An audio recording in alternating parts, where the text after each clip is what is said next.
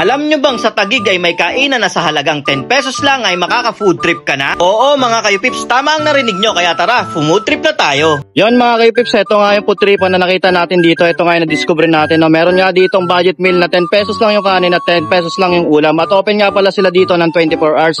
Tara, alamin natin kung ano yung mga binibentang ulam dito. Tara. Meron sila dito mga kayo-pips, ito yung paksiw na bangus. Meron din sila dito yung meatballs. Meron din sila dito yung tilapia at mga gulay. Meron din sila dito chop suey, pansit, mga sausage. Meron din sila yung meatloaf, mga chorizo, ham, at saka yung fried na dumplings. Tapos sa loob mga kayo-pips, meron din sila yung burger, tilapiang prito, yung meatballs din, saka yung bangus na prito, at saka yung mga gulay. Lahat yan 10 pesos lang. Tapos yung rice nila 10 pesos lang din mga kayo-pips.